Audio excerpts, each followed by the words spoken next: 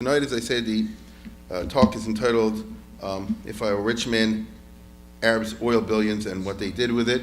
But I'm going to have to spend the first third of it cleaning up or finishing up what we talked about last time, which is with Kissinger and Nixon.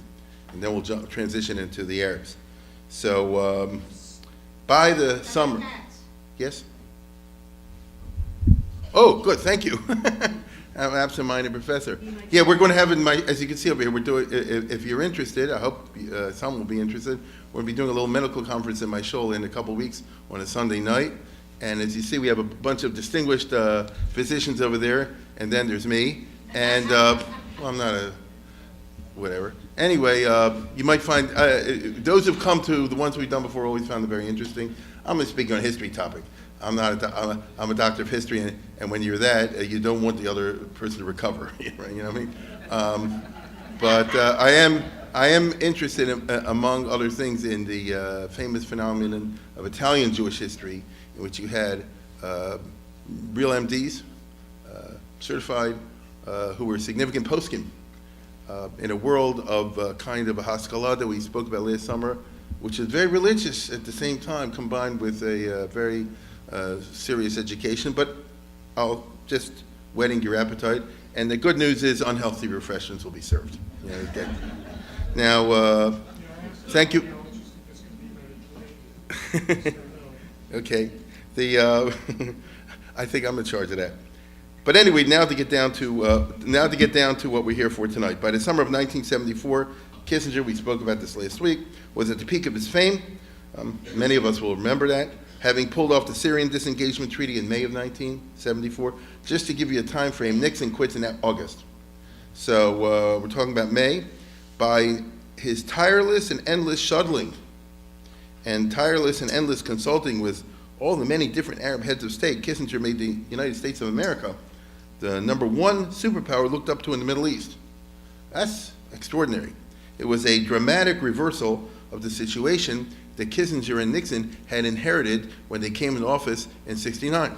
At that time, perhaps you will recall, that all the Arab countries, almost, were on the Russian side.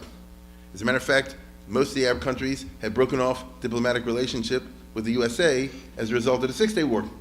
And so, instead of, like in John Foster Dulles' time, the United States regarding the Middle East as a barrier keeping the Russians out, it was the other way around. And by '74, the Russians have been not kicked out of the Middle East, but they've certainly been pushed aside, and it's America that everybody wishes to engage with. Now, of course, the corner of the realm is Israeli withdrawals. They didn't do it because they liked the USA and because they liked the Star Spangled Banner, but because the United States had proven and was in the process of proving that they are the only country that can get Israel to pull out of anything. That's the disengagement that we spoke about. So all of a sudden, America's great. At the same time that this was happening, the Nixon-Watergate situation got worse and worse. So hence, the extraordinary contrast or dissonance between Nixon domestically versus foreign policy. By the summer of 1974, as Congress was slowly and inexorably working on the impeachment process, Nixon had raised the USA to an unprecedented level in foreign policy. I remember this, and perhaps you do. It was such a strong contrast. Consider, for example, let's go to the next one. He pulled off détente by '74. He had détente with Russia, friendship with China, ending the Vietnam War, finally ending the East Berlin business, which was such a headache in the '60s, if you recall. Negotiating peace in the Middle East, reestablishing diplomatic relations with Egypt and Syria of all countries, right?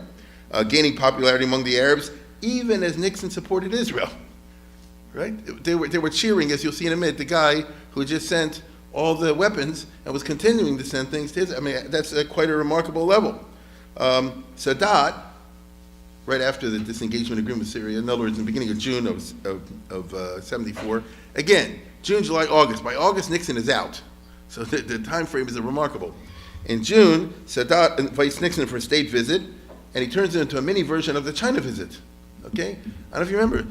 Nixon, and this American leader in an Arab country, comes over here, not only the usual thing, millions and millions pour out on the way, on the street. Very few people had such a gigantic reception, right?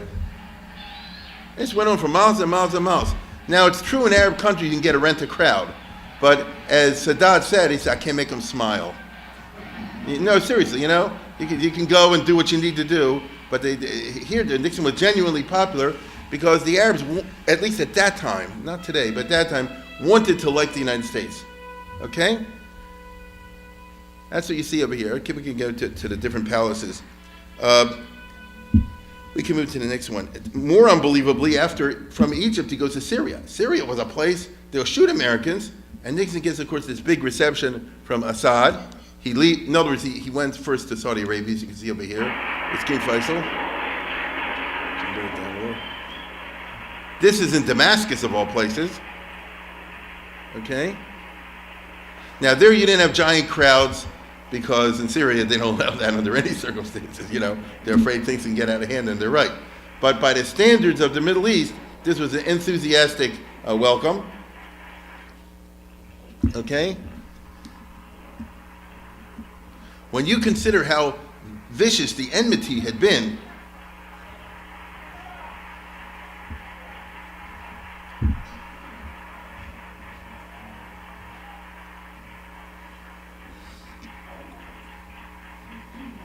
okay, get the idea. And then what happened was, let's put it this way, that Assad, who was no Sadat, keep these guys apart, President of Syria was a hard-nosed negotiator realist. So when he had Nixon in his hands, they pressed him for a statement of a clear American commitment to Syrian recovery of the entire Golan Heights. Basically, he said like this: here's a paper, you want to sign it? I'm serious. And if you don't, why not? What exactly is the American plan? That sort of thing. Now, Nixon hated these direct pressure situations. Most people do. And Golda Meir never did that. They're very interesting. If you study the relation to Nixon, she never put him on the spot or anything like that. If Nixon was here and she was angry, she would scream at Kissinger or Rogers. You understand? No, that's smart. You get it. Of course, you know nothing about that, but that's a way of dealing. But Assad doesn't know about any of that. And Nixon, who ad-libs, it's interesting. You couldn't imagine Trump going to these countries today, but you could imagine him ad-libbing, tweeting. But wait a second. But Nixon ad-libs, but he's, what's the right word, under pressure. And so he just gives let's put it this way, he did not necessarily use a good metaphor. He's trying to describe, we're on Syria's side, we want to help. Take a look at this. This is we can skip, this is just more the travels. Yeah, look at this. This is the remarks Nixon makes at Damascus Airport. It would be pleasing if I engaged in rhetoric about what will be achieved, but this would start an international debate about the ultimate steps, and no more important steps will be possible because there will be no negotiation. Let me just give you an example. If you want to push a guy off a cliff, you don't say to him, you just say to him, take a step backwards and another. If he knew where he was going, you wouldn't take any step. He's talking about Israel. You get it? If I say what's in the back of my mind, this will destroy the chances. And the result will be a return to the military approach, which hasn't worked in 25 years, meaning which hasn't worked for the Arabs in 25 years. This is the only reason we want to keep the language of our statements general. How do you think Israel feels about that? Like a fault, right? Now, really, it's not what his plan was necessary. It's just, that's who Nixon is. A lot of people, you put them on the spot, they just say something. But this is a very poor choice of words. You want to push the guy off the cliff. We're talking about the Golan Heights. You want to push the guy off the cliff, okay? After doing that, Nixon flies off to a spooked Israel. He is the first president to visit Israel, which is interesting. Again, there's a lot, I think I'm breaking a lot of myths over here. Take a look at this.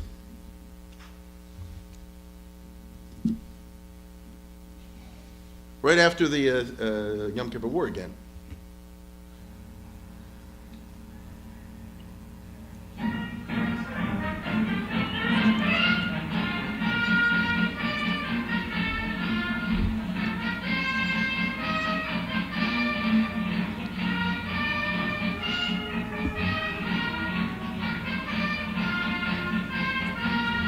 That's Hava Nagila.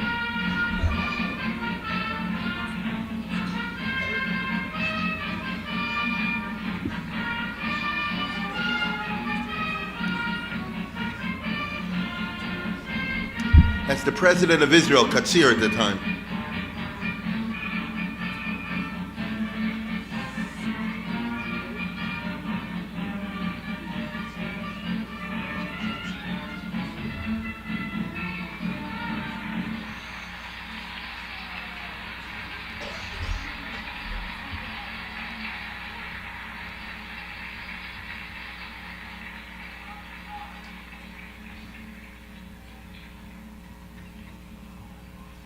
אדוני נשיא ארצות הברית, הגברת ניקסון, אורחים נכבדים, ברוכים הבאים בשם השלום.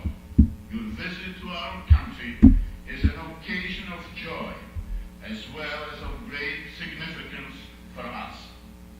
The United States has stood by the side of Israel from the day of her rebirth as a sovereign state.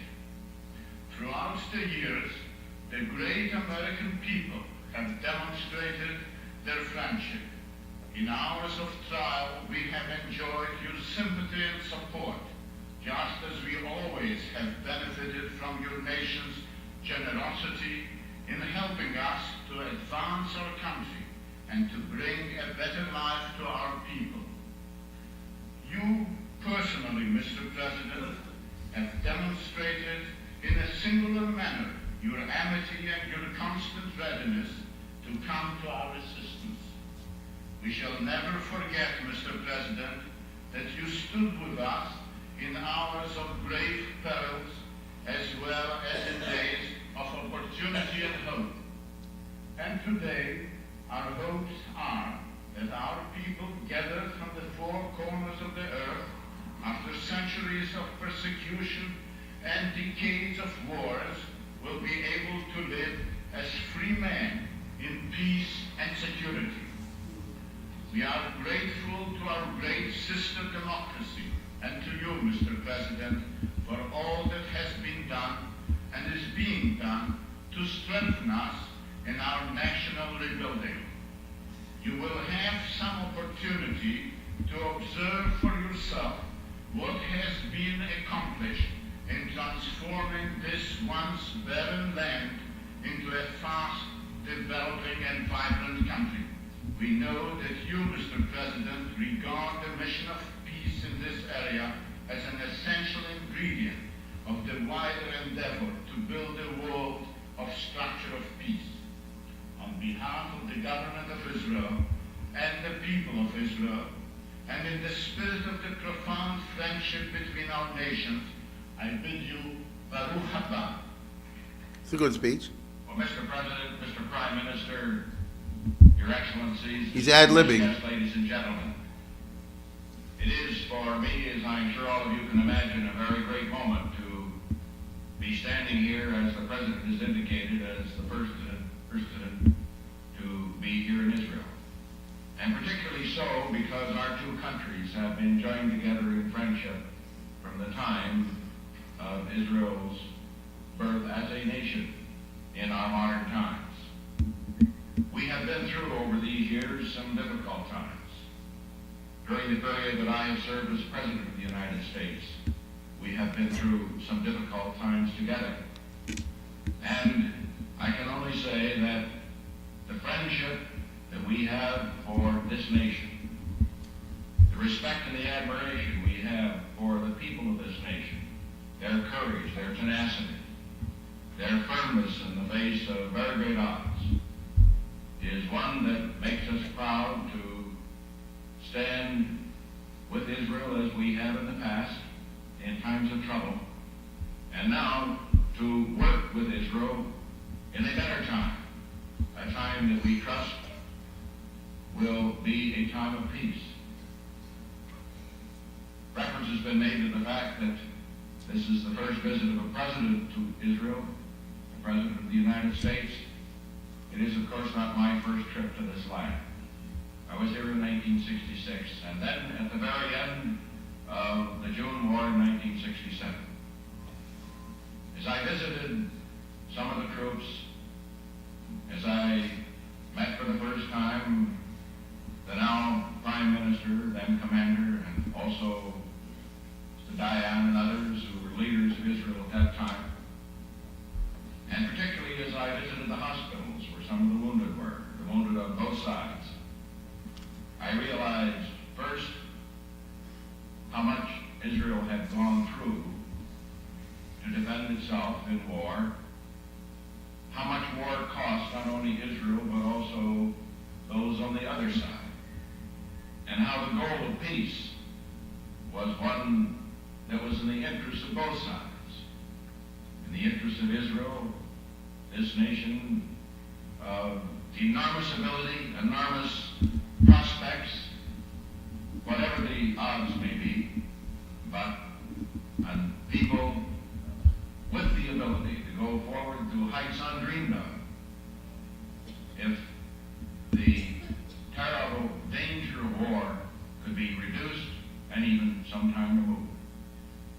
And that is why at this time, as I travel to nations that over the past few years have been Israel's traditional adversaries, that I have been glad to know that the people of this nation understand, that they appreciate the purpose of that journey.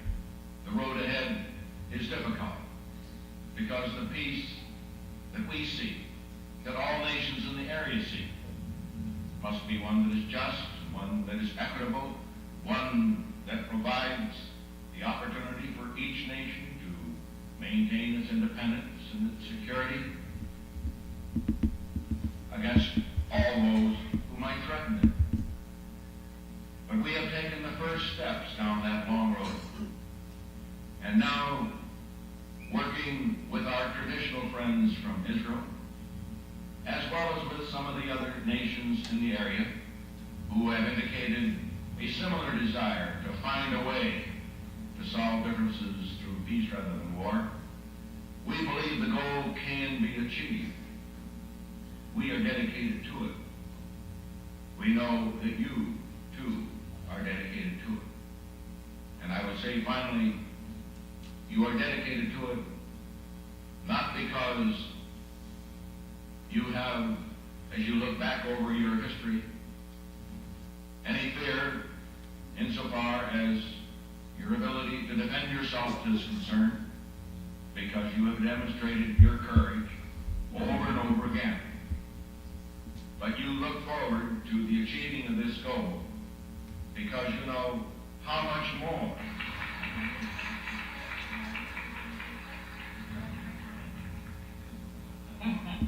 Okay. Anyway, the point is like this. I was just kidding when I said I push you off the cliff. That's the meaning of those words. Now, by the way, that's not bad for ad-libbing. Agreed?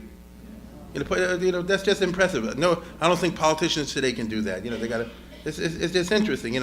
We always think of him as a bumbler. It's not so. Now, and then he has a very interesting, remarkable speech he gives at the Knesset, where they have the state banquet, the formal affair, which is online. Hey, take a look at this. Obviously, there's a lot of blather, but there's also not. He said, with a very great occasion, this and that, the other, the usual stuff, and he proposed a toast to Golda Meir, and that's the idea. I discussed the matter with him. Great privilege. I've been to 80 countries, met most of the leaders. Some were called great, near great, and so on and so forth. All I can say is over here, no president, no king, no prime minister, any other leader has demonstrated, in the meetings I've had with that leader, greater courage, intelligence, stamina than Golda Meir, which is just interesting. Now let's go on. And then he says, presidents could do it. Yeah, Golda Meir says the president can say anything he wants. But the point is like this. Here we go. Read this. This is Nixon. In responding to very eloquent remarks, it gives me opportunity to reflect for a moment. Now this is ad-libbed. That's my point. This is all on the spot. He said, in responding to the very eloquent remarks the president got here, gives me an opportunity to reflect for a moment on the contribution made to my country, the USA, by those of Jewish background. This is Nixon. Okay? I could mention them in many fields, and their names are legion. Their accomplishments, in many cases, certainly exceed those of any group that we could possibly imagine. Look at that. Okay? And I suppose that sometimes those who do not know America and do not know our system wonder how it happens. We have no quota system. We don't do it because we're trying to recognize people, because they happen to represent a particular group in society. Oh, there's some of that in politics. There always is. But just to give you an idea as to the standard most of us as Americans have applied, that I have tried to apply, I recall when I made the appointment of Kissinger as Secretary of State, much ado was made about it, and he said, well, Nixon appointed the first Jewish Secretary of State. And I can say to those in the audience here, I appointed him not because he happened to be of Jewish background, but because he was the best man for the job, and he's proven to be the best man for the job. You think this was, I don't know, Roosevelt or something talking, right? And when we speak of program for peace, that's the main element of it. He has more about there, but it was just a very thoughtful kind of set of remarks. However, that's in public. It gets in private, okay? No, you don't know what I mean. It gets in private with the Israelis for negotiations, okay? With the new prime minister. The day Nixon arrived is around Bin started, or the day before, okay? Golda was out like a day or so before Nixon. That was the last day. And so now it's Rabin with his new security cabinet. Then, now you have talk turkey, as they say. And look what he says. Let's go to the next one. We really feel, this is Nixon, we really feel that the days when when Israel felt very comfortable with a relationship with the U.S., where we supported Israel, we were going to be Israel's best friend, and where your immediate, more warlike neighbors, Syria and Egypt, were considered to be the enemies of the U.S., those days, some might say in this country, and many of our good friends in the Jewish community in the U.S. say it now, which is not true. Let's go back to the old days. Let's just give us the arms, and we can lick all of our enemies and the rest. I don't think that's a policy. I don't think it's viable for the future, because time is going to run out. So basically saying like this, you got to do some withdrawals over here. Okay, that's what it is. So it's very interesting, the public and the private, and it leaves us, let me put it this way, it left Israel very nervous. I myself remember this, very nervous, what's going to be the next move. And Yitzhak Rabin responded very cautiously. He says, I hear, but we have to be careful. We can't make military moves that'll be dangerous, and so on and so forth.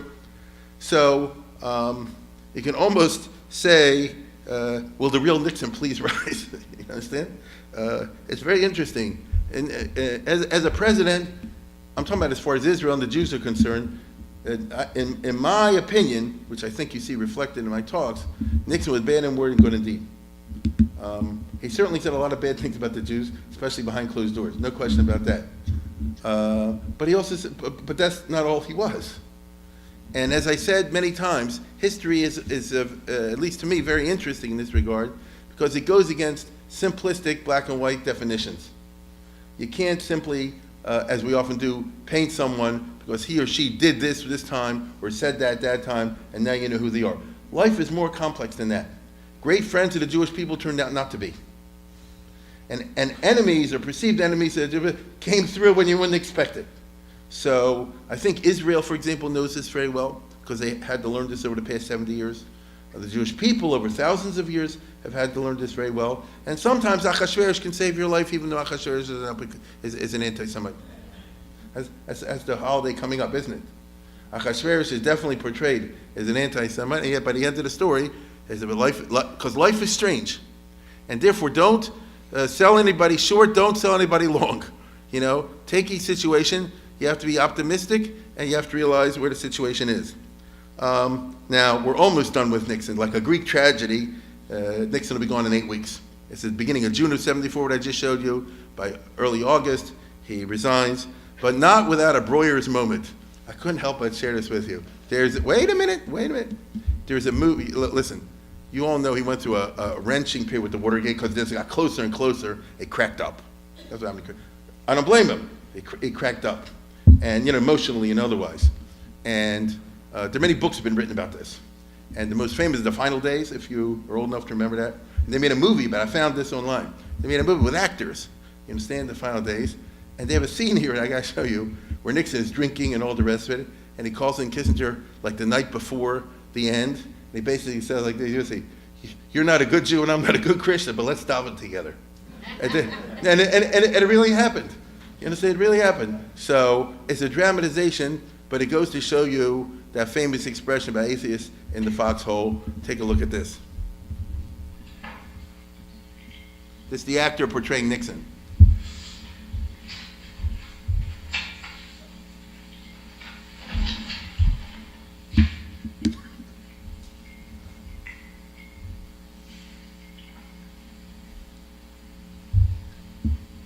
Oh, come in, Henry. As Kissinger.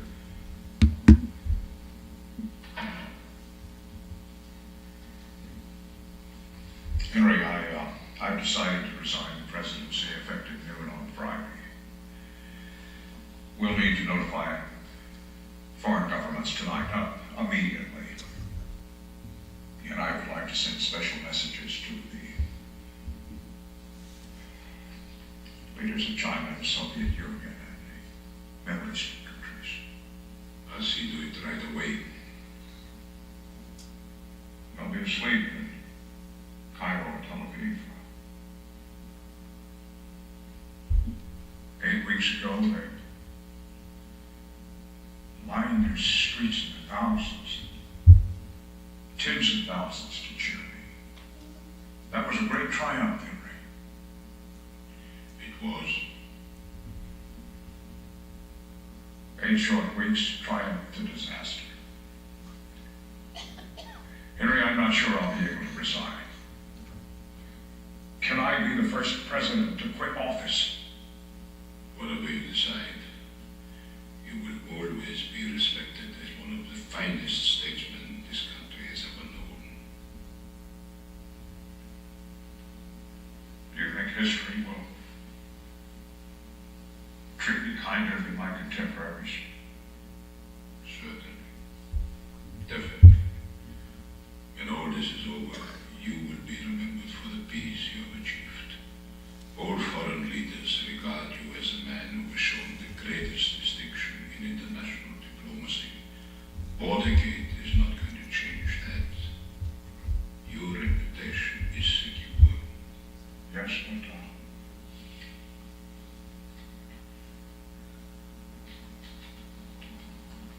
what have I done? What have I done to this country and its people? Everything is so confused. I don't understand how all of this happened. How can a simple burglary lead to all of this? I know you are not a courageous man by nature, but throughout your political career you have shown remarkable courage. You have made tough decisions and you've never faltered. Don't lose that courage now, sir. Henry, I know you're not a very orthodox Jew. And I am not an orthodox Quaker. But we need to pray.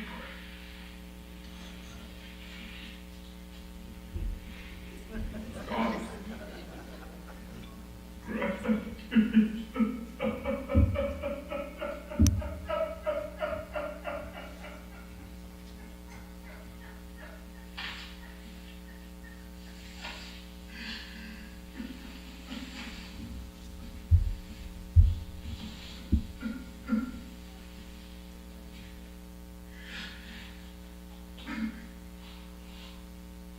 what have I done?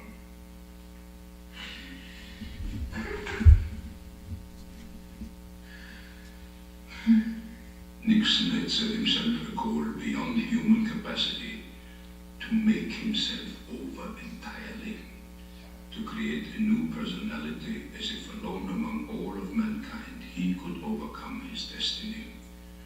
But the gods exacted a fearful price for this presumption, and ultimately he learned what the Greeks had known, that the worst punishment can be having one's wishes fulfilled too completely.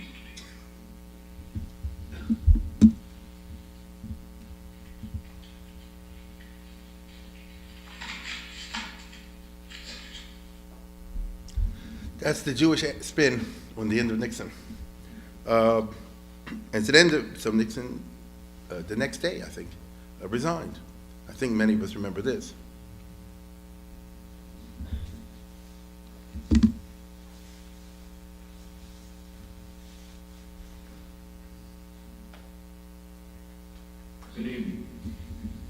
this is the 37th time I have spoken to you from this office, where so many decisions have been made that shape the history of this nation. Each time I have done so to discuss with you some matter that I believe affected the national interest. In all the decisions I have made in my public life, I have always tried to do what was best for the nation. Throughout the long and difficult period of Watergate, I have felt it was my duty to persevere, to make every possible effort to complete the term of office to which you elected me. In the past few days, however, it has become evident to me that I no longer have a strong enough political base in the Congress to justify continuing that effort. As long as there was such a base, I felt strongly that it was necessary to see the constitutional process through to its conclusion. That to do otherwise would be unfaithful to the spirit of that deliberately difficult process and a dangerously destabilizing precedent for the future. But with the disappearance of that base, I now believe that the constitutional purpose has been served, and there is no longer a need for the process to be prolonged. I would have preferred to carry through to the finish, whatever the personal agony it would have involved. And my family unanimously urged me to do so. But the interests of the nation must always come before any personal considerations.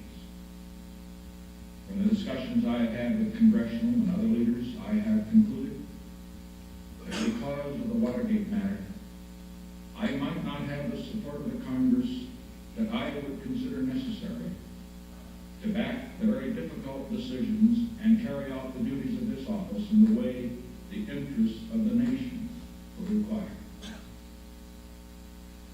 I have never been a quitter. To leave office before my term is completed is abhorrent to every instinct in my body. But as president, I must put the interests of America first. America needs a full-time president and a full-time Congress, particularly at this time with problems we face at home and abroad.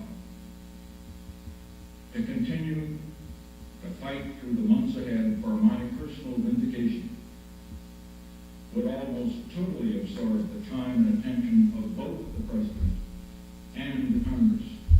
That's enough of that. You get the point. In other words, it's not because I'm afraid of getting impeached. It's because I want to help the country. All politicians are like that. But for our purposes, let's put it this way, is end of an era. What we can call, in the history of Israel, Jewish people, the Nixon-Golda era. It's almost identical. They came in office in 69, they both left in 74. So, almost exactly. So, that was a tekufa, and believe me, when Ford and Carter come into office, people will look back on the Nixon period as a happier times. It's funny, that you get this perspective. But there you have it. So we walk away now, turn our backs on Richard Nixon, and we move to the new cast of characters, which is the new President of the United States, Ford, and Rabin, Yitzhak Rabin, who's now the new Prime Minister. But before I do that, I don't know if I'm going to be able to get that this semester. We now turn our attention to the Arab Middle East. What's happening over there? While Nixon, Kissinger are around, and in the immediate aftermath during these very, very important middle years of the 1970s, at least that's my argument, my thesis tonight, and everything in the world that's problematic goes back exactly to that time. The Arabs, I will remind you, had announced an oil embargo during Sukkot, during the war, the Yom Kippur War in Sukkot. The embargo lasted for 5 months until March 17th, 1974. In other words, 23 Adar, a week or so after Purim. So roughly speaking, from Chol Moed Sukkot till a little bit after Purim. That's how long the embargo was. By then, Kissinger had negotiated the first disengagement treaty in which Israel pulled out of Egypt and the Suez Canal, and he was engaged at that time in March on working seriously on the second disengagement treaty, in which Israel will pull out at least from some of the Golan Heights. So the U.S. could then say, look, we're working on this, and we're trying to fix the problem, and we have results to show for it, and we're not faking. And so the Arabs called off the embargo, although the high prices stayed, okay? They jacked up the prices, and overnight, some Arab countries become rich beyond their craziest dreams. Look at these numbers over here. In the 70s, between 1971, the GDP Saudi Arabia, 1,000%. We're happy in this country if we get 3 and 4, right? It was 1,000%. The United Arab Emirates, 800%. Kuwait and Libya, 400%. This is crazy, okay? This is the economy expanding in a nutty sense and money pouring in by the millions, okay? Now, at the same time, the other Arab states remain dirt poor and remain today dirt poor. This is where the story gets interesting. I'm talking about something happened 44 years ago. The tidal wave of cash ought to have ushered in an Arab Renaissance. It should have been the realization of that often touted ideal of that 20th century idea of Arab nationalism that I spoke about in the past. Here was the theory that the Arabs themselves, their intellectuals came up with early in the 20th century, that the Arabs would create one great nation again like they did once upon a time. In a modern secular state basis, they'll unite, and once they've gotten rid of those evil British and French and other colonialists and things like that, then they'll be able to really let all the Arab godless shine forth, and they'll create a zone of the world that'll make America and Europe look like backwards countries. We're going to have what we would call today startup nation, if I can use that expression. Just amazing technological results, and it'll be a golden age for the Arabs once again. This was the picture of Nasser. That's who he represented. He didn't do it, but he articulated in ways that I've told you in the past, captured the imagination, deep imagination of the Arab masses, hundreds of millions of people, I repeat, hundreds of millions of people from the Atlantic Ocean, which is Morocco, to as far as Iran, or wherever anybody speaks Arabic. You had this picture that now the bad days are gone and the happy days are here again, and it's really going to be amazing. Nobody knew exactly how, but it's going to be very modern. It's going to be 20th century, not second century. It's going to be 20th century. I told you can see Nasser represents in his own family the modern Orthodox, you understand? And, no, seriously. And this whole idea is they'll still be Arab, they'll still be Muslim, but it'll be very progressive, as we would say today. Nasser was a socialist, for example, and things of that nature. What ought to have happened in the 70s was the creation of a United States of Arabia, or Araby, funded by the oil revenues. That would have fostered visionary economic integration and prosperity, a paradise on earth. In other words, they would imitate the 13 colonies. All the countries would gather together in one grand confederacy of one form or another, Morocco and Algeria and Tunisia and Libya and Egypt and the Arabian Peninsula and Syria and Iraq, et cetera, et cetera, et cetera. And by the way, that's what the United States did back in the 1700s. This state was better in agriculture. That state, believe me, you think New York was crazy about bringing in Georgia at that time, whatever? But they said, overall, it'll be good. And they had their Alexander Hamilton, we'll have one currency for everybody, and we'll build up an integrated economy, and so on and so forth. That should have happened, but that ideal was baloney. All of Arab nationalism, as I showed you before, was one big lie. There was nothing to it. It was just talk. The individual states that were formed in the 20s, 30s, 40s, and 50s had no intention of giving up a drop of their sovereignty to anybody else, maybe conquering and destroying the other countries, but not their own. There was no actual attempt at federation. So what's the result? Those countries blessed with oil will benefit, and the other countries can go to paradise. Now, the oil, thanks to a perverse providence, was maldistributed. Populous countries like Egypt and Syria have no oil. Okay? They have tens of millions. They have no oil. They do have fast-growing population. In fact, the populations in Egypt and Syria are growing so fast that in the 70s, 80s, 90s, and 21st century, they'll often have negative economic growth, which means not that the economy is contracting in the classic sense, but that the economic growth cannot keep up with the growth of population.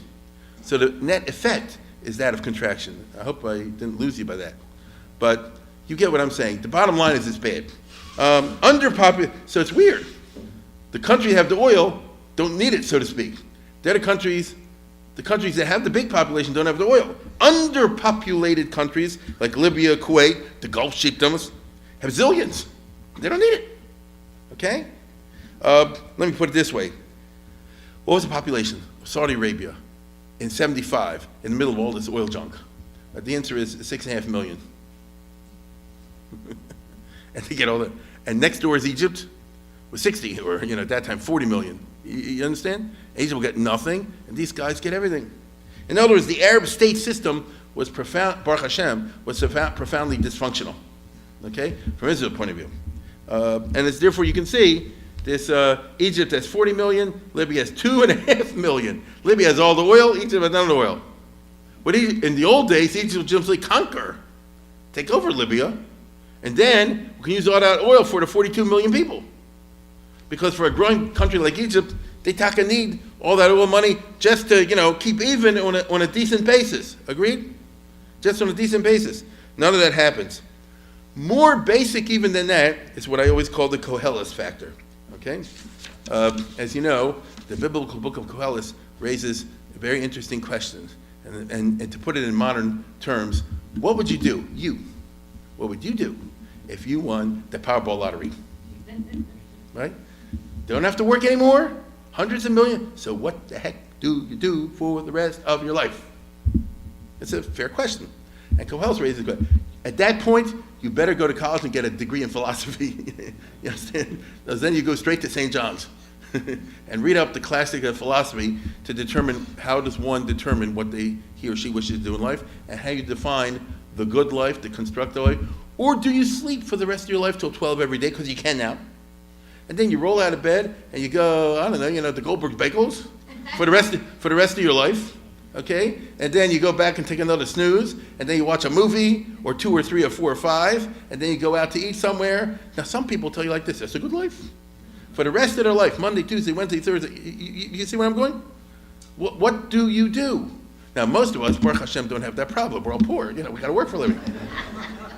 So you don't have the luxury. You have children, you have carpools, thank God. So you don't, you're by the time it's all over, and today, Baruch Hashem, the grandparents also got to work, right? So you got to help out. So that's a good thing. So you don't get to philosophize. All you ever do is hear Koheles, maybe, if you listen, on Sukkot. But if you actually take the trouble to read and ask the questions, well, what does he say? Whoever loves money, kesef lo yisbe kesef, knows, how do you define who's rich? Okay? Doesn't he say wisdom is better than folly? Yeah, but who has wisdom? People don't want wisdom, they want cash, baby. Right? You keep the wisdom, give me the ticket. Give me the ticket, you keep the wisdom. But is that true? Okay, I've seen all things under the sun, hevel, havolim, akol, havel, and doesn't Koheles talk about the fact that people get rich and then their kids are bad and the money turns out to be a curse and all the rest of it? I mean, we know all these sorts of things. Ordinarily, it's just me standing up here spouting. The Arabs all of a sudden had a windfall. And so the question is like this. So what if you're some stupid sheikdom, it got trillions and schmillions? So what do you do? Right? How do you define a successful life? Now the Greeks long ago, Epicurus, what they call Epicurus, the famous philosopher, discussed, look at this, it's not what you think. Epicurus is a major figure in history philosophy. As far as ethics is concerned, he propounded hedonism. Hedonism does not mean what you mean, the way we use it today. Hedonism holds that pleasure is the only intrinsic value, but his view of pleasure is far from the stereotypical one. For Epicurus, the most pleasant life is one where you abstain from unnecessary desires, achieve an inner tranquility by being content with simple things, and by choosing the pleasure of philosophical conversation with friends over the pursuit of physical pleasures like food, drink, and whatever. It said, no, seriously. No, I'll tell you something. You can read, no. Some people define the great life as every night going out and partying and all that. And unfortunately, you see this, I don't want to give a sermon, but in Israel they call it Tel Aviv, No, seriously. Seriously, this is how you call happy. You get as much of this and that and the other as you can get in life. And then you die. Okay? So so the one that dies with the toys, or whatever expression is. But is that true? Do you then have a happy life? So she says yes. Okay, so she wants. Okay, I'm gonna give you the Epicurus Prize. Now, as we all know, Shalom Aleichem, in his way, made gentle fun of it as if I were a rich man, right? Wait, before you see it, what's the song about? He's a poor guy. You all know it. He's a poor guy, and he's imagining what he would do with meaning he's got a plan. I know it sounds funny, and I know it's just a Broadway stupid musical and all the rest of it, but it captures Shalom Aleichem. The original writer captures what did a Jew once upon a time think he'll do with $1 zillion. It's not going to be wine, women, song, and partying, and this and that and the other. I sit in this synagogue and pray. I could have this. You understand? Those are basic human values of his culture. Take a look. To death. Oh, dear Lord. You made many, many poor people. I realize, of course, it's no shame to be poor. But it's not great honor either.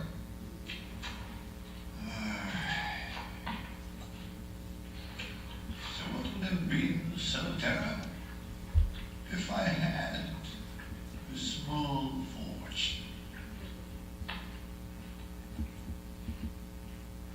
If I were a rich man,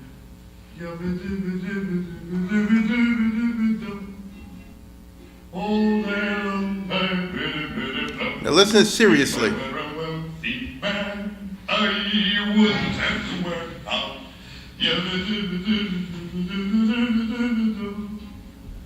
If I were a bitty rich,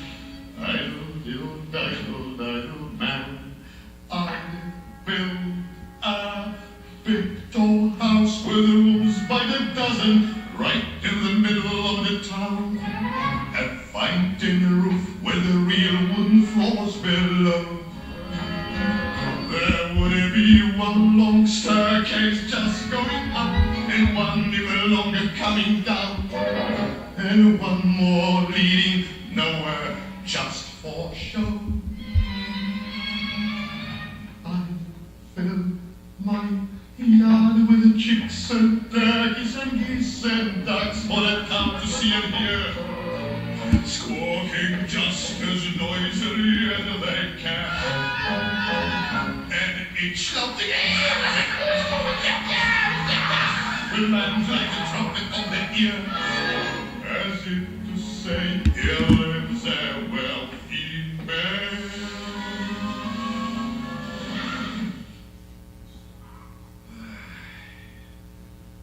If I were a rich man, yabba-dibba-dibba-dibba-dibba-dibba-dum, all day long, biddy-biddy-biddy-bum. If I were a wealthy man, I wouldn't have to work hard. Yabba-dibba-dibba-dibba-dibba-dibba-dum. If I were a bitty rich, idle man, I see my wife, my golden, looking like a rich man's wife with a proper double chin, supervising meals to her heart's delight. I see her putting on airs and strutting like a peacock. Oh, what a happy mood she's in, screaming at the servants day and night. The most important man in town will come to fall on me. They'll ask me to advise them, like a Solomon the wise. If you please, Reletarian, pardon me, Reletarian, posing problems that would cross everybody's eyes. Here it is.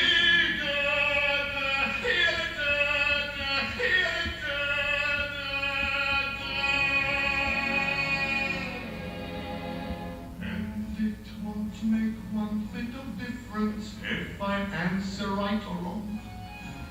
When you're rich, they think you really know.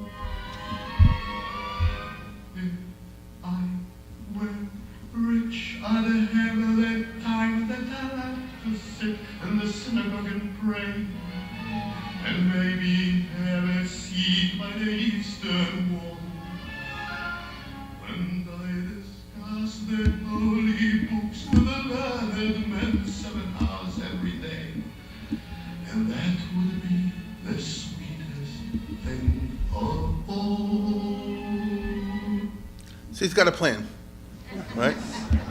Right? Wait a minute. Some ridiculous, some sublime. Some ridiculous, some sublime. It's not a plan to be an oil sheik and go and live it up in Vegas. You understand? It's not about the rest of your life spending a party, even though it's a play and all the rest of it. But you see my point. Now, how can we now enter into consideration of a fascinating set of questions which boil down to this. Can societies create prosperity without freedom? It's a good question. Now, in the West, there evolved over the last many centuries what we call good old-fashioned liberalism. I mean liberalism not as the term is used today, but of course in the 19th century with the capital L, represented by Gladstone and so many others, and Cobden and John Stuart Mill and all the others. What is this based on? Capitalist, old school, market economics, minimal government interference. There's always some government interference, minimal government interference, with the idea being you can't get economic growth without freedom. You can't have it without freedom. It has to be political freedom, people say what they want. People have to have the freedom to make right decisions and wrong decisions in economics. So if I take a risk and it works out, I hit the jackpot. If I went wrong, I'm bankrupt. In those days, the government didn't bail you out. You understand? This is what they call the old-fashioned 19th century liberal capitalist model, which therefore means that, as John Stuart Mill said, to be free is just a component of having a free market. You understand? You can't discriminate against people. You can't say women can't invest in this and that and the other, or the people or black people can't invest or in the other. Because the economics of the market will make you lose as a result of that.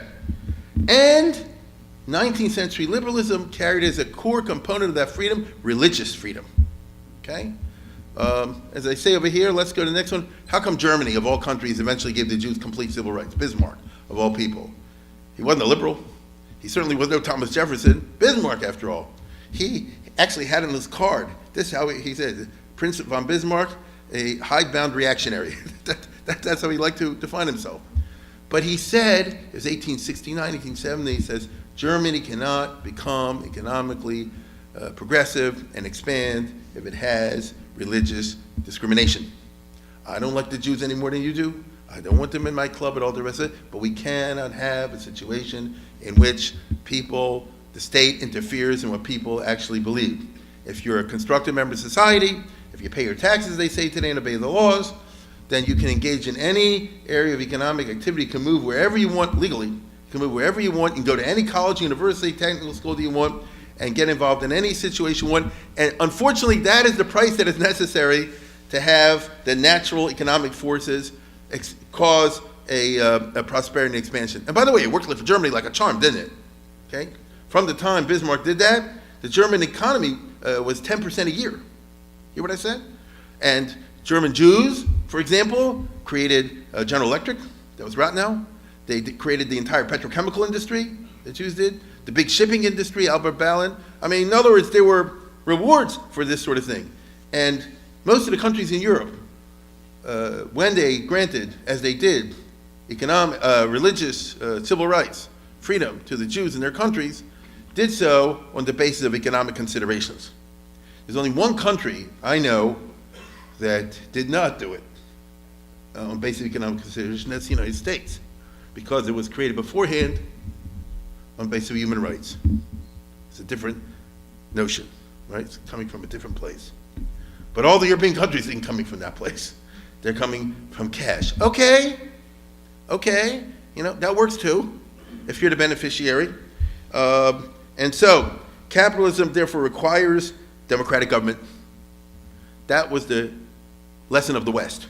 This happened very gradually in Europe, but it happened. So even today, Russia isn't there yet, but they're not communism anymore, and you never know with Putin, but who's the richest guy in the world, of course. He said, but they're moving there half an inch by half an inch, But even Russia has had to say, communism doesn't work, we need some kind of, I emphasize, some kind of democratic system and some kind of elections and all the rest of it. And, it's problematic, obviously, but that's the direction that they have to head.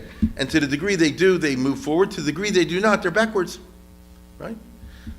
On the other hand, we all know capitalism is very far from perfect, right? We brought the Great Depression and so forth, the boom and bust cycles. And that itself led, of course, to all kinds of modifications, like Roosevelt and the New Deal. You know, how about sharing a little bit of a little bit for the poor? I understand all that. Now, this is the Western story. Many attempts appeared in the 20th century and even before to try to create a system that offered prosperity without freedom, which were terrible, okay? That's what Hitler did. He tried to create a society in which he offered prosperity. That's Stalin, Mao Zedong, and all the others. It turned into the opposite, by which I mean they didn't have freedom and they did not have prosperity, okay? If you know the economics, I think some people do, the standard of living was terrible, despite what you hear about Hitler by some revisionists and so forth. They say, well, at least he was good for the economy. Take it from me, and I don't want to go into a long arichas on this, people were hungry in the 1930s, most people in Germany, because he took every penny for the weapons. Same thing with Stalin. You understand? So now, what I'm saying is not 100% true. Take a look at Singapore, for example. There's no freedom, and he has prosperity. I don't know exactly how they pull it off. There are special circumstances over there. There are special circumstances. And this is Lee Wan Q and his son, who's now dead, right? So it's a Tammany Hall, but nevertheless, and it's a city. But, so it's a different model. But having said that, like that, they're getting the prosperity, no question about it, and they don't have the freedom. Although even Singapore, I believe, is moving slowly in the direction of a greater democracy. You'll have to ask the Lightmans; they go there all the time. Now, or until recently, anyway. China is a very good example, isn't that right? That's the great question about China. Can they pull it off? Can they pull it off? Can they have a long term where the Communist Party is ruling everything and still have the prosperity? I get it. That's the question. One of the big trends of the last century was a set of attempts by dictatorial regimes to retain dictatorship but obtain modernization and prosperity. As I said, China is a good example. The Arabs are one element of this phenomenon. So you can bracket Peter the Great and King Faisal. Both of them were dictators. Both of them intended to keep the autocracy, and both of them worked very hard, they did, to try to modernize their countries within a dictatorial framework, okay? By not allowing from the bottom up, but by bringing in foreign experts and specialists to do it from the top down. What will be King Faisal, amazing guy. I mean, I don't like him. He wanted to kill all the Jews, but he was a foreign minister when he was 14 years old, and it's not a joke. He really was. So he's quite remarkable. He visited Poland and Russia, Soviet Russia, before he was 20 years old as foreign minister, and conducted negotiations over there, and the Vatican. I mean, it's not what you think. You can't look at somebody and say, "Oh, he's a camel jockey." It's not like that. Okay? I'm saying, don't give these racists the sort of stereotypes. It doesn't work like that. But nevertheless, he's a dictator. He's an autocrat, I should say. Dictator might not be the right word. And he doesn't want democracy, but he does want prosperity for his people. What will be so fascinating for us tonight is to look at the unique case of the Arabs, who in the 1970s get what other dictatorial regimes can only dream about, an avalanche of cash. Hitler would have loved to get the oil revenues, God forbid, right? Hitler was poor. Stalin was poor. Mao Zedong was poor. They denied it, but they would love to get zillions and schmillions in like that. God help us if that would have happened. Now, what do the Arabs use this windfall, or will they use this windfall, to transform their society? They can, in Arabia, for example. But do they wish to? Do they wish to westernize? Or as I put it, what would Rav Shach do if he gave him $100 billion? Would he say, let's invest in cell phones and the new computer technology? Or would he say like this, $100 billion, no more mashalachim, put the money in the bank, and people can sit and learn more and more people forever and ever? You get it? Do you use them to reinforce the counter-Western models? That's a cultural choice. I know what he would do, right? It's a cultural choice. You have the ability, you have the wherewithal. So, like I said before, now comes Koheles. What do you do with the money? Now, let's get one thing straight. In the Middle East, there's no political freedom. Still isn't. There's no democracy anywhere. There still isn't. Let's start with that. It's not on the horizon. And there's certainly no religious freedom in Islam. At the most, you have a grudging tolerance, and it's always shaky. Even the most liberal of these countries, which is Egypt, will be like Hasdib bin Shaprut. Do you remember him, Boutros Ghali, who became the UN Secretary General? He was the foreign minister of Egypt for many years. No, he wasn't. He was the acting foreign minister. Just look it up. He was the acting foreign minister or the deputy foreign minister. Why? He's a Christian, a Coptic. You can't have, even in modern Egypt, a non-Muslim officially be a minister in the government. It's the same thing with Hasdib bin Shaprut back in the time of Abdurrahman. He could be the physician, the caliph's physician, and he can really run the foreign policy like a Henry Kissinger type or something like that. But officially, there has to be a Muslim as the head. So, these are the rules of the game. Other different religious groups in the Middle East constitute factors for civil war, not civil cooperation, within the context of a secular state. And so, when we look at the maps in the Middle East, I've done this with you in the past. Here's Syria, this is Sunni, this is what the Druze, I guess, over here, I can't see so well, the Shiite, and really the Alawites and more. You know what's going on in Syria, okay? Lebanon, Iran isn't what you think, okay? Look at the different ethnicities and religions in Iran. They covered up very well because they're smarter than the Arabs, you understand? But they're sitting on a powder keg of their own. Even Saudi Arabia is not so religiously homogeneous. Saudi Arabia is Sunni. These are the Shiites. You got them in Saudi Arabia. It's actually a little more than you see in the map over here. And it's driving them crazy. So you don't have religious homogeneity. Okay, so what did the Arabs do with the cash? Well, first of all, they do go and live it up in Europe. Here's a headline from a year ago, 2 years ago, from England, which they always kiss up to the Arabs. Blingatistic and vulgar than ever. It's that month when the super rich Arabs flock here for an orgy of spending. So in other words, they go to all the rich places in London, after this, and this year, they and their cars take excess to a new level, right? And this is from 2015, I think, or something like that. Ramadan rush. Sees Middle Eastern fly in to end the fasting with indulgence. You get it? They teach us about outrageous amounts of cash. Credit card processor, 73 million pounds. Oh my goodness, right? Yeah, you say, how much is this? How much is Manhattan? 2 billion. Oh, here's, put it on my card.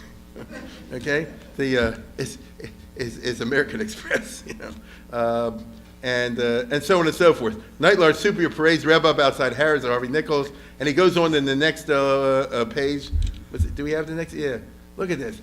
He's on his way to the stores. The right way outdoors, they're packed with stylish men speaking Arabic, smoking. The glamorous women chanting chatter there. The parking ticket of 60 euros or whatever, that's nothing, right? It reminds me of the famous cartoon that they had in Baltimore years ago. He said the European Union found Bill Gates guilty of some violation. There's a $600 million fine. And he's like, can you break a billion?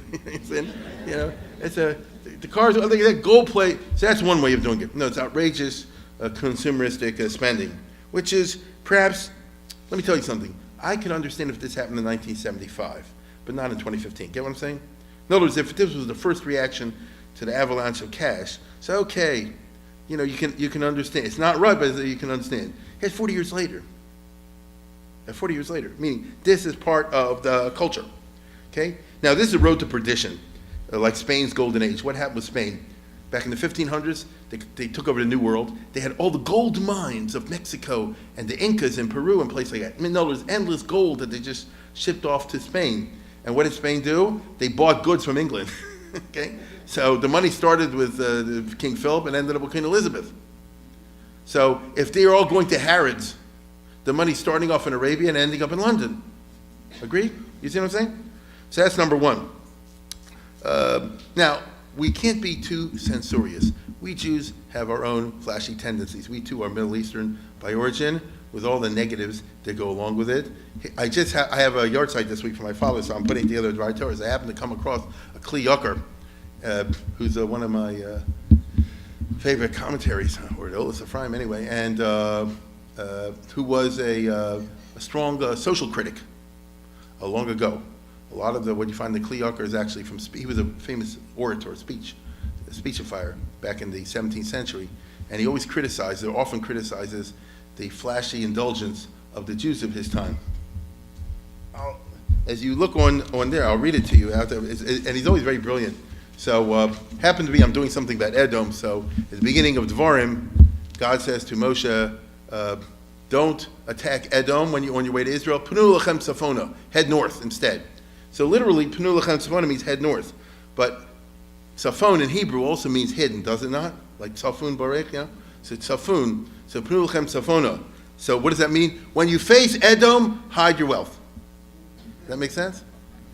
V'darshu b'zeh im higia shato shel Esav hatzpinu atzmechem. When Esav is in power, hide your stuff. Inyan atzpon nirali shem yimotzei ha'ish Yisraeli b'gos heichal zeis atzlocha zer sham. I'm reading from there. If a Jew in Gullus finds a certain amount of economic success, azay yatmin v'yatzina kol Esav, don't flash it, don't flaunt it. Nobody hates us like they do. They're so jealous. Because they think it's all stolen from Yaakov and Esau way back. No, it's hardwired into the culture. If they see someone who's Jewish and he's well off and flaunts it, it's thousands of years old kinna that stirs up. That Yaakov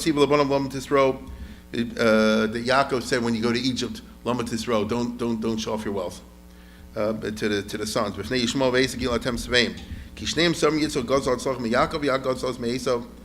they all think that Yaakov stole the birthright from Esau, and Yitzchak stole the thing from Yishmael. And today we deal with Yishmael, as he says, turn towards the, not north, but turn towards the reverse of ostentation. I can't imagine what the word is, right? But you understand what I mean. The reverse of ostentation. And then the Kli Yakar, writing in the 17th century in Poland, says, my friends, this is the opposite of what I see Jews do everywhere in the land where people don't like them. Anybody has a little bit of money, dresses like a zillionaire. Okay? They overdress, they overbuy, they build, we don't have this in Baltimore, thank God. They build large and flashy houses, and which if somebody would drive by and see it, would say would cause a great deal of ill will. They make them sound like they're not have a money. No, it's not that they're prosperous, but like they're super rich. They cause a lot of hatred from others. And they're violating this injunction that God told Moshe long ago in his opinion, head towards non-ostentation. And I see this, most Jews have this problem, he says. And that is the cause of all the anti-Semitism and the misfortunes that we said. It's quite a statement. Hu hamisavev is kol hatla'ah asher mitzasnu. He says, this is the cause of all the misfortune that strikes us. Hamaskilim yavinu likach musar. Those who are smart among my listeners, he says, will understand. The rest, of course, will not understand. So, before we point the finger at the rich oil sheiks, it's good to note that. But now that I've done it, I'm going to point the finger at the rich oil sheiks. Okay? Isn't it remarkable, though? It's quite a statement. Now, let me put it this way. Do religious publications discourage conspicuous consumption? Is that what happens when you get the mishpacha, the ami, the other sorts of thing? Live the life of histopkos? That ain't what I see, okay? Now, but seriously, the Arab governments do want to modernize their own countries, but what does modernization mean? Certainly, they all want modernization in terms of the chitzonius, namely physical, architectural infrastructure.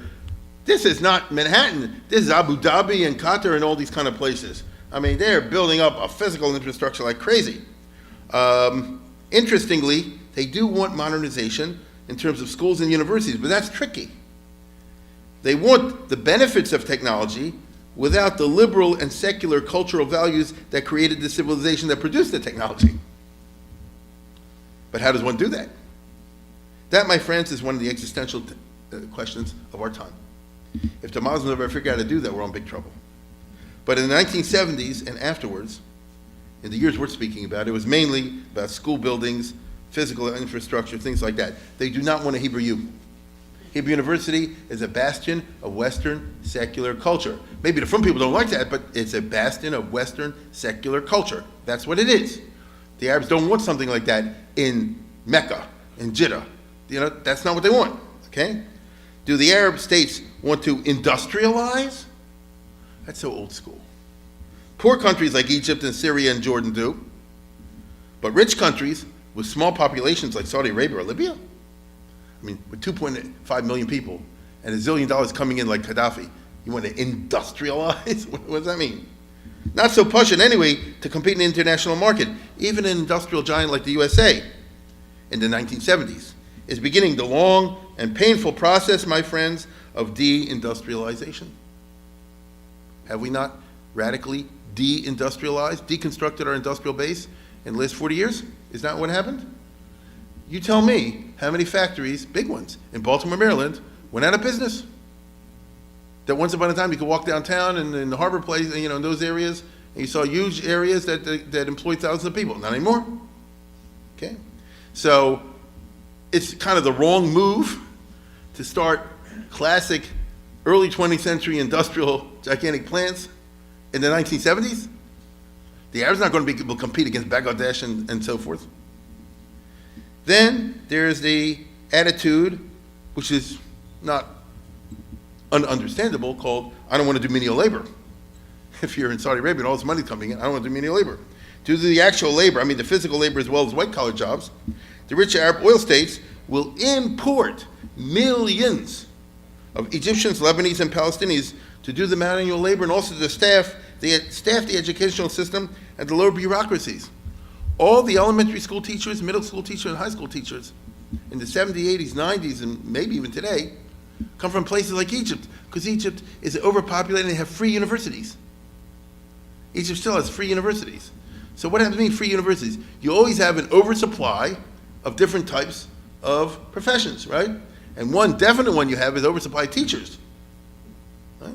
But you can always get a job in Kuwait, in Saudi Arabia, in Abu Dhabi. I mean, as a math teacher for 8th grade or something like that. Or maybe at the university level. So there's this giant flux from countries like Egypt and Syria, especially Jordan and Lebanon, to these states. There thus develops a very large population of Egyptian and Jordanian laborers in the rich states, which is still the case today. Now, they're all Muslim, but they're of different ethnicities. And this will profoundly affect internal stability and cohesion in a negative sense in these countries. The shifting demographic trends of the labor market is one of the big stories of unintended consequences and collateral damage of the last 200 years, is it not?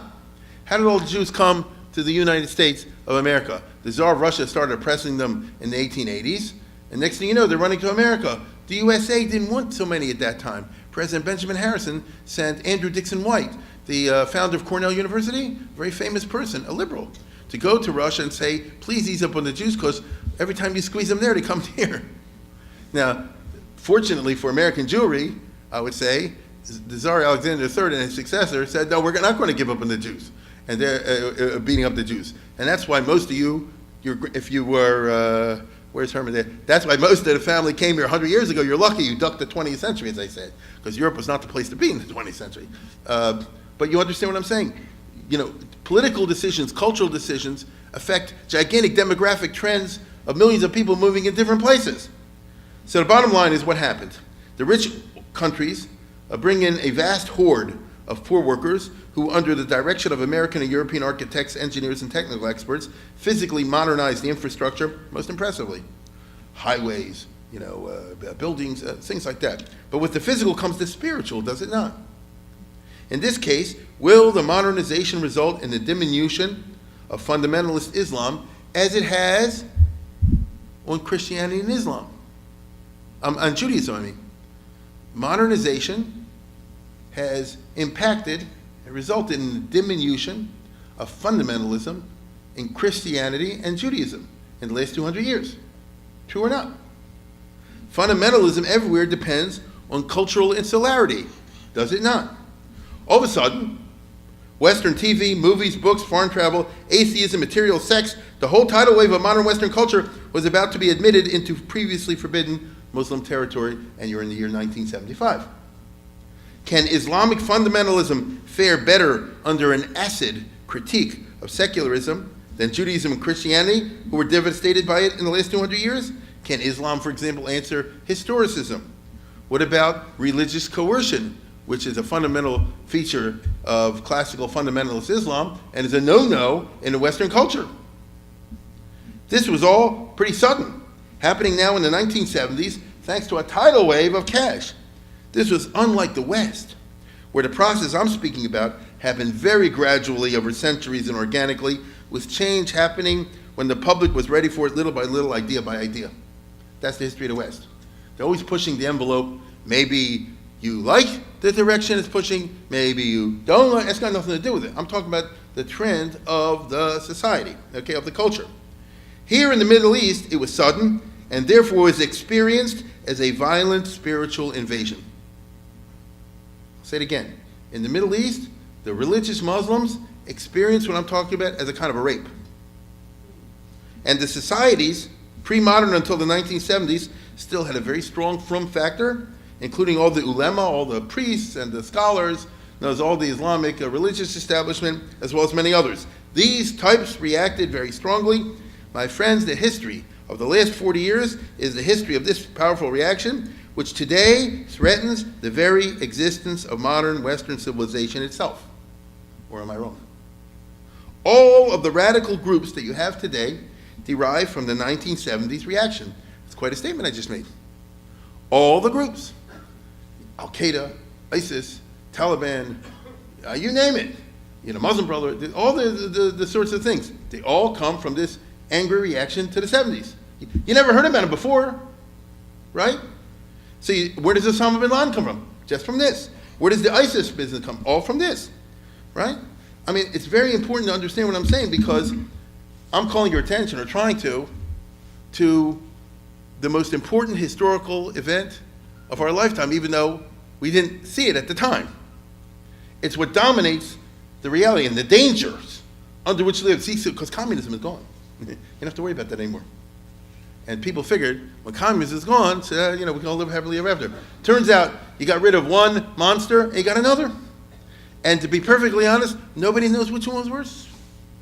Where you stand today, you don't know which one was worse. And who imagined 20 years ago, 30 years ago, that somebody be standing here in the year 2018 and saying we got something that might be worse than communism? Is it already crazy? And where did it come from? You never heard of any of this before the mid and late 1970s. It didn't exist. So what happened in the mid and late 1970s? Oh, that's what I'm telling you. This is it. Now, religious perspectives are relative. King Faisal, who was super from this, a Wahhabi Muslim ruler who lived a very ascetic life, was shot to death by his nephew because he had introduced TV into Saudi Arabia, even though all the TV shows were beyond kosher, super kosher. And the nephew himself was no big frummie, as you can see over here, okay? But that was when he was in California in college. When he came back over here, maybe to overcompensate, he went extreme from end, and all of a sudden his uncle, who's the Faisal, the super from king of Saudi Arabia, wasn't from enough, and he had an audience with him. He just pulled out a gun and shot him right then and there, right? So what does that mean?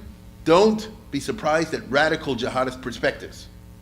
And don't tell me, oh, you're not from, you went to a disco, a party place, or this, that, and the other, because you know and I know, it's notorious now. All the guys that did the 9/11 the day before, they were partying away. How do you explain it? It's a different way of thinking. It's a different way of thinking. Now, I guess they figured tomorrow to be in heaven, so whatever. In general, the Saudi ruling family does not want to push too hard because it is joined at the hip with the ulema, with the Muslim clergy and the religious scholars, what we call today the Torah world, for centuries. I mean, maybe you probably don't know this. Wahhabism is named after a guy named Abu Wahhab who lived in the 1700s. He lived in the 1700s.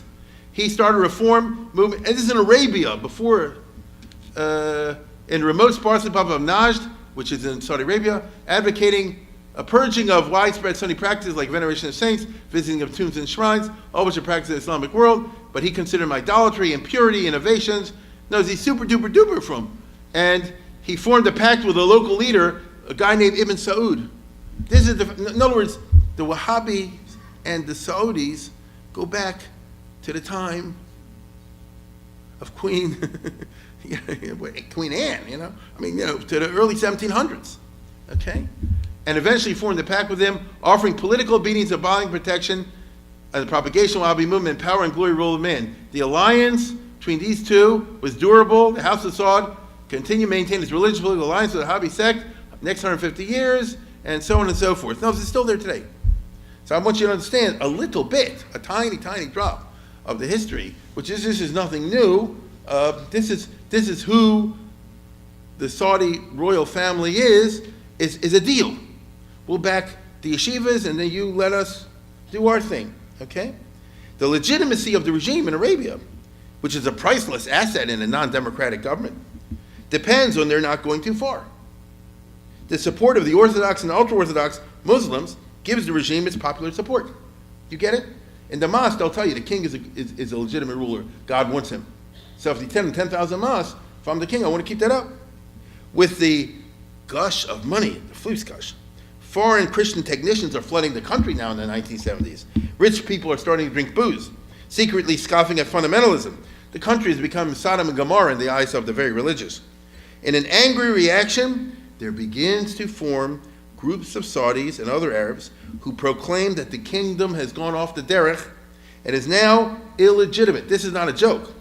These groups are violent and develop an infrastructure of terror for the first time in the history of the kingdom and of the peninsula. So this is the beginning of modern terrorism, okay? Which is, metastasized, obviously. Violent rhetoric culminates in the 1970s, immediately after this, in the attack on the most sacred mosque in Mecca in 1979, an episode with the profoundest consequences, which none of us noticed. None of us noticed it, okay? And look at this. In other words, the super radical jihadis seized the number one mosque in Mecca, and the government couldn't get rid of them.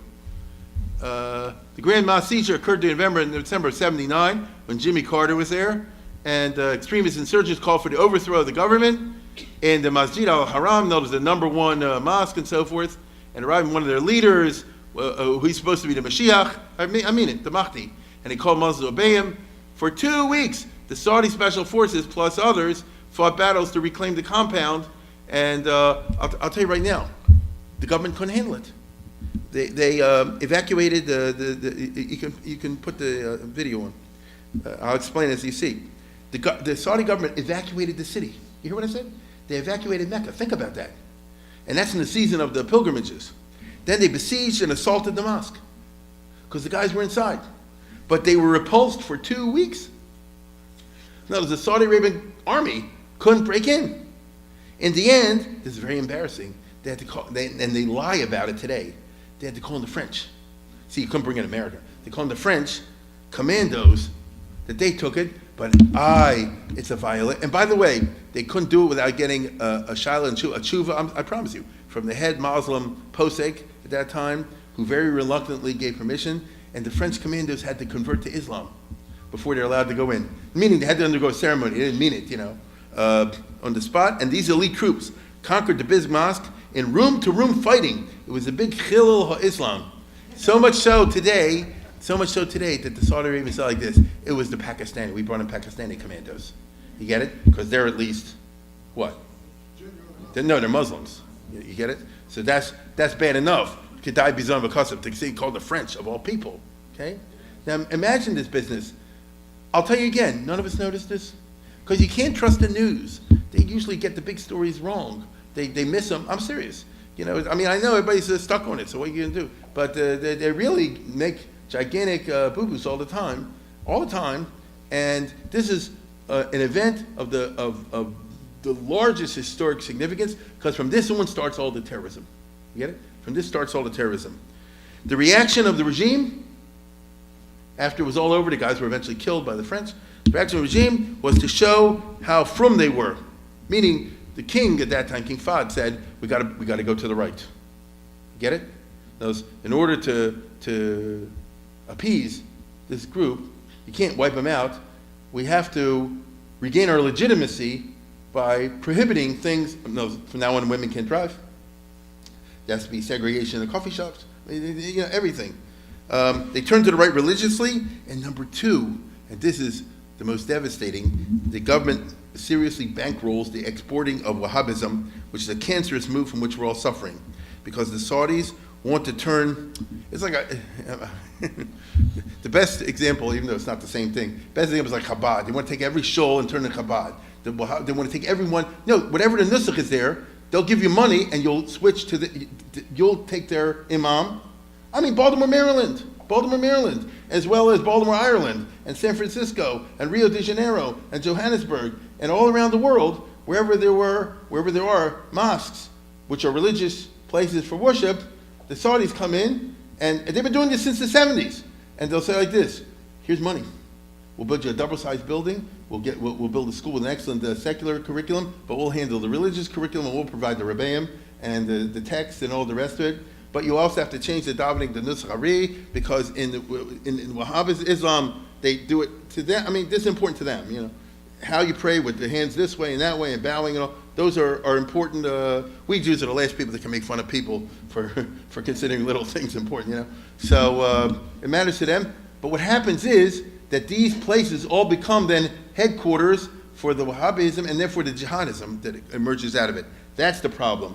And so what I'm describing to you over here is this is how modern Islamic radicalism, for which we all suffer, began. It was a reaction against the perceived modernization triggered by the oil glut. Okay? And there's a direct line from what I'm talking about to 9/11 and to us today. There's no question about it.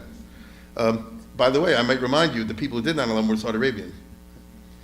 There now begins a 4-decade process of the suppression of moderate Islam. Do you hear what I said?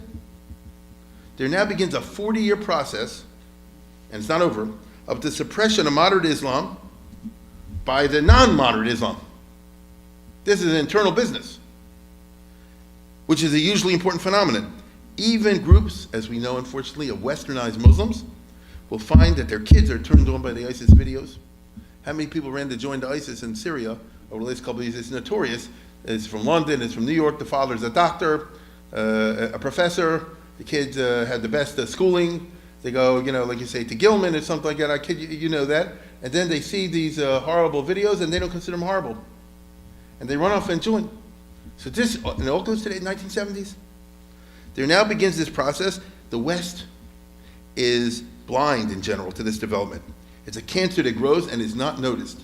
Not by President Ford, Carter, Reagan, Bush, not until Clinton, when the communist thing faded, and then everybody, you know, reoriented their way of thinking. They took their eyes off of Russia and communism. Only then, under Clinton, did they start to say, uh-oh, this is a problem that we didn't realize was growing.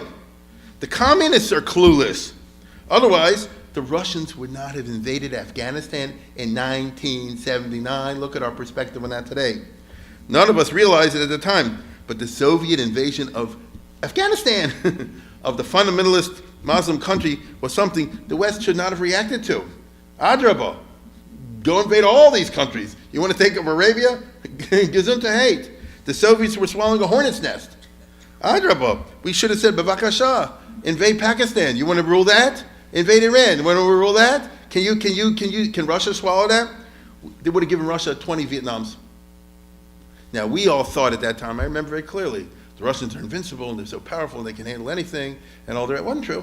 But we didn't know. We didn't know. By the mid-1970s, which is my focus this season, no one understood this. No one knew about this. They didn't understand the Middle East sociology and dynamics. I think Westerners figured that the Middle East would westernize because the money was pouring in. They did not understand the power of the Islamic religious right and its reactive force. They did not understand how offended the Islamic religious right was by the organic condescension of the Western culture towards Islamic fundamentalism and towards Arab culture per se. This is just part of secular society. From Jews know this. The others just look down on Orthodox Judaism as something backwards and primitive as the way it goes. And they do not realize, or they don't care, if this is considered or perceived as offensive. You get it? They don't care. This is part of there's pluses to the Western culture, there are minuses to the Western culture. It's not all perfect. And one of the minuses is this superiority, condescension thing, which is a real turnoff. Remember, in the Arab mind, the Arabs consider themselves an imperial race. I've told you that many times before. Naturally gifted and superior. That's their self-image. So you can't go and say, we'll fix you. We'll get rid of those silly clothes and we'll give you normal clothes. We'll get rid of those weird beliefs and give you modern, proper beliefs. You know how offensive that is? And, if it's an Orthodox little congregation, you're talking about a zillion people, okay?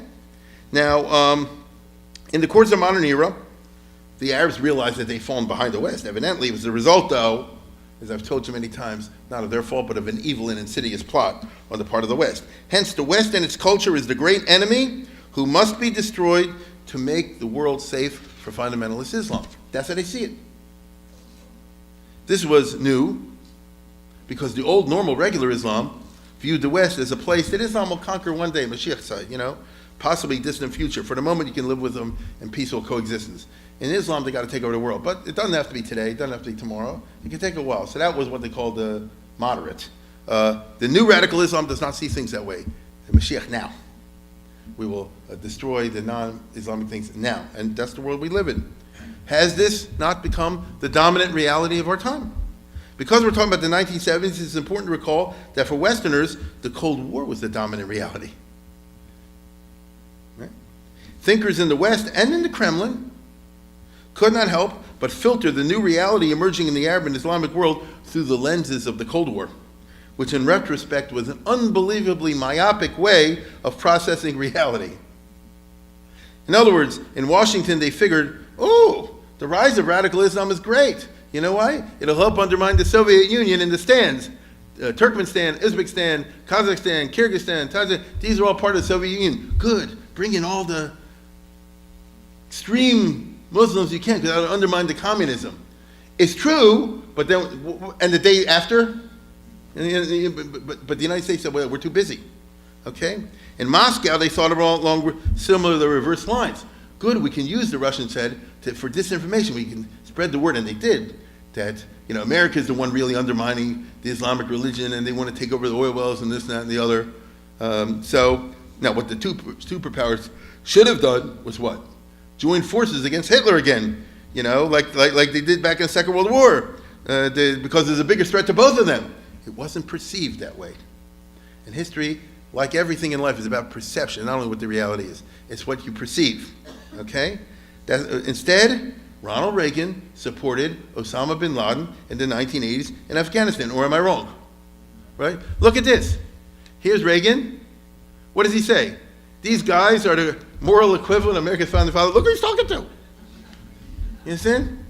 Now, why? Ronald Reagan did not like radical Islam. He was focused like a laser, you remember this, on the Cold War, which we won in a certain way. So he was focused on the Russian threat. I get that. But he went overboard, didn't he? So it turns out what he did over here worked on Russia, but then what? You see? So history is like really interesting when it comes to myopic versus, a genuine visionary approaches. What can I tell you?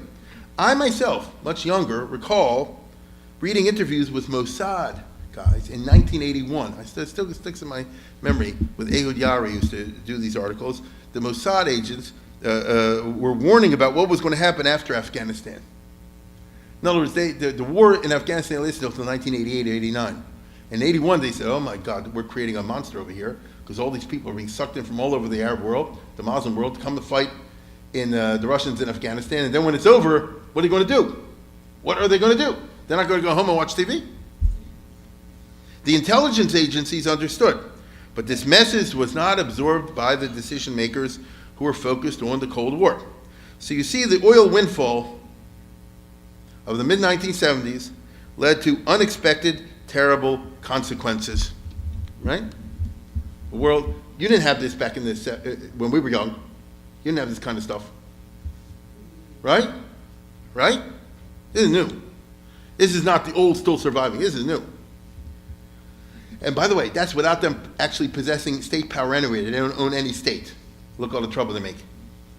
The West did not start to chop until 1990s after Afghanistan. And finally, after the Cold War sort of ended, and people like Samuel Huntington, do you remember, wrote about the clash of civilizations?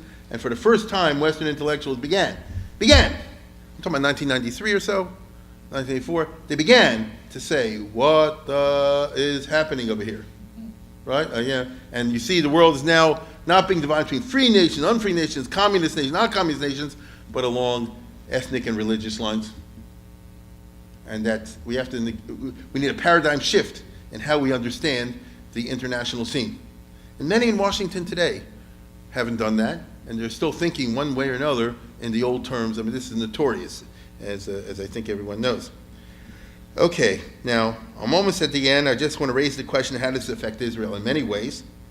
But since the hour is late, I'm going to discuss very briefly two opposite effects. So on the one hand, it began a process of involving Islamic nations that were non-Arabic in the Arab-Israeli conflict, which is a terrible thing for Israel. Take a look at it over here, this map. Indonesia and Malaysia, far away, and they got 250 million Muslims there.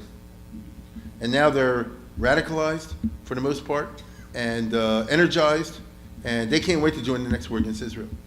And Israel cannot fight that. Israel's basic defense strategy since 1948 has been, since Ben Gurion, has been to separate, as much as possible, the Arab thing from the Muslim thing.